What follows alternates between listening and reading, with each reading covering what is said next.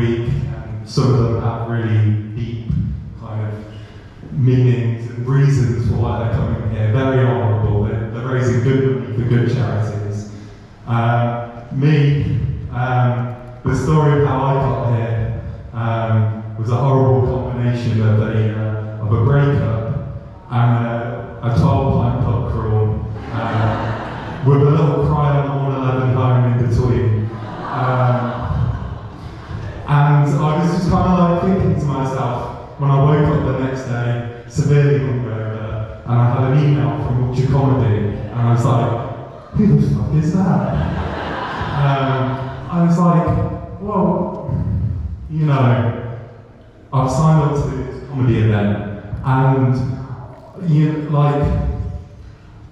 I was a bit nervous because my cousin, he signed up to do this kickboxing thing, and all my family were like, no, you can't do this. They're a big scary men that are on steroids and they just want to kill someone.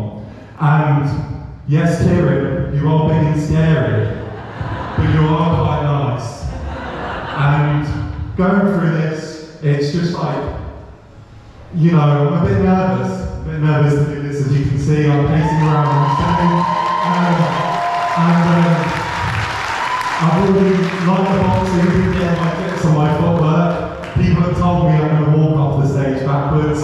My mum is also very familiar with that after some karaoke performances.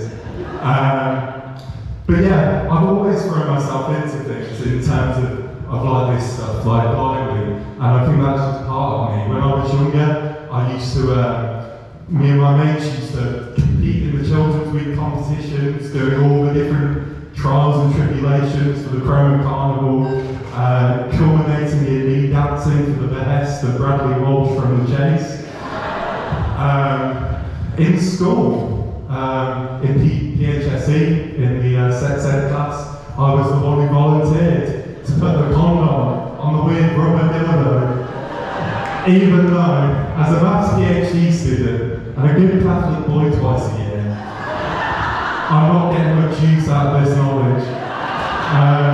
And continuing out into school, we used to do impromptu chair racing round the atrium and little rap battles where we would serenade my little friend Alessandro.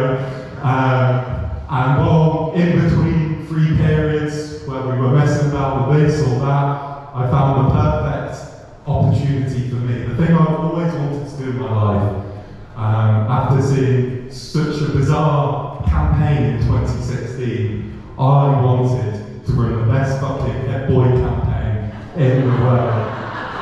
And that's what I did. Running in a pose, running around the meter with my mates. I had Kieran, who did all the special effects and editing. He was my lovely cameraman. I had my mate Brady, who was my stunt double, who put on my hoodie and do backflips. And I had my mate Ethan Jennings, who was my lovely little helper and assistant, went with me to all the shops to buy props and scout locations, and he betrayed me. So now there's two in the running, and it can't all be decided on a video. So my head here goes, well, I can't just be the video in the boat.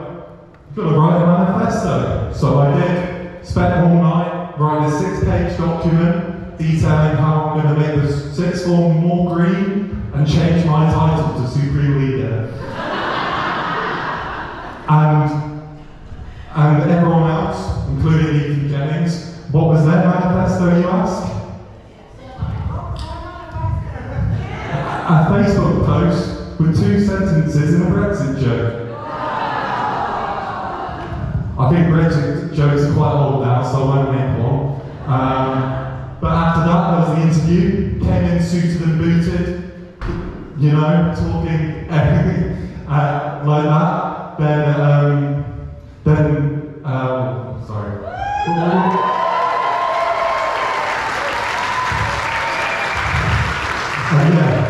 So eventually it got to the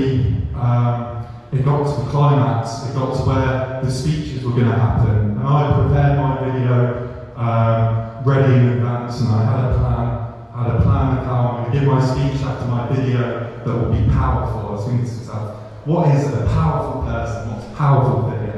Do you know what I thought of? I thought of a Greek god. I went to the costume shop in town and I bought a laurel wreath. And just before school, I stripped to my bed, found an old birthday badge and shoved it in my bag. So it got to my set of the presentations, and I played my video, not in my Greek god outfit at this time. I played my video and I ran off into the stairs. While I was in the stairs, getting changed into my makeshift toga and laurel wreath, there was multiple me's telling you about why you should vote for me. There was me's doing backflips all over the town of Nuneaton, and me doing trick shots around the school, interviews with all my peers and friends. And I was there, putting my toga on, fastening the birthday badge, and the video ended with me standing exactly where the projector would be for the video, going, that's enough from me, hear more from me.